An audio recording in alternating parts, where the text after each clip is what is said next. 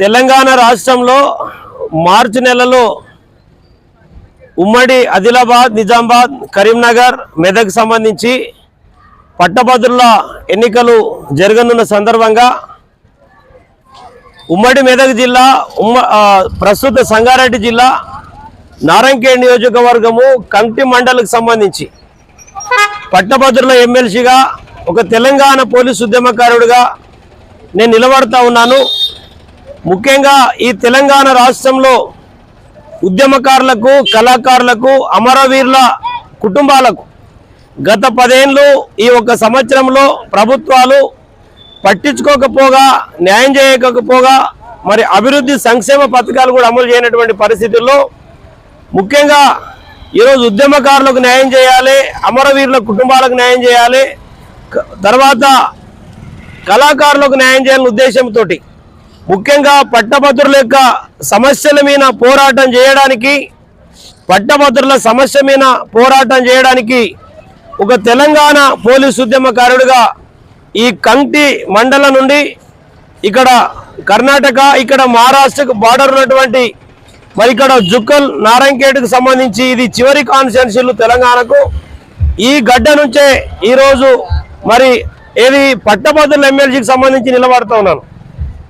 ఈరోజు ఉమ్మడి ఆదిలాబాదు, ఉమ్మడి నిజామాబాదు, ఉమ్మడి కరీంనగర్, ఉమ్మడి మెదక్ జిల్లాకు సంబంధించిన పట్టభద్రులందరికీ కూడా నా రైతుల గురించి విజ్ఞప్తి చేస్తా ఉన్నా. మీ అమూల్యమైన మొట్టమొదటి ప్రాధాన్యత ఓటు ఒక తెలంగాణ పోలీసు ఉద్యమకారుడిగా నాకు మీరు ఓటేసి పెద్ద మెజారిటీతో గెలిపించాలని మీకు అందరూ కూడా ప్రార్థిస్తా ఉన్నాను. తప్పకుండా పట్టభద్రుల సమస్యల మీద రాష్ట్ర స్థాయిలో పోరాటం చేసే బాధ్యత నేను తీసుకుంటా. ఈ రాష్ట్రంలో పట్టభద్రులతో పాటు నిరుద్యోగ సమస్య మీద, ఉద్యోగ కల్పన మీద, తర్వాత ఉద్యోగ భర్తీల మీద తప్పకుండా పోరాటం చేస్తా. ముఖ్యంగా 11 ఏళ్ల స్వరాష్ట్ర తెలంగాణ రాష్ట్రంలో ఈరోజు ఉద్యమకారులకు, కళాకారులకు, అమరవీరుల కుటుంబాలతో పాటు తర్వాత ఏది పట్టభద్రులకు సంబంధించి, తర్వాత నిరుద్యోగ ఉద్యోగస్తులకు సంబంధించి పెద్ద ఎత్తున పోరాటం చేస్తా.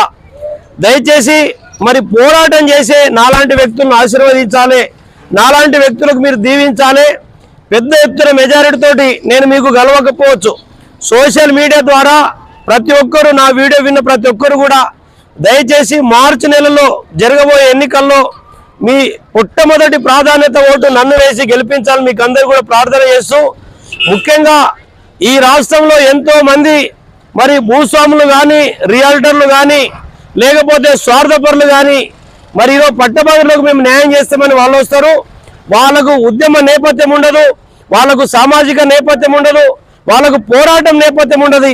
కాబట్టి తెలంగాణ కోసం పోరాటం చేసినటువంటి నాకు, ఒక పోలీసు ఉద్యమకారుడికి మీరందరూ కూడా సౌహృదయంతో మరి ఆశీర్వదించి పెద్ద ఎత్తున మరి మెజారిటీతో నన్ను గెలిపించవలసింది మీకు అందరూ కూడా ప్రార్థిస్తూ, జోహార్ తెలంగాణ అమర వీరులకు. Thank you.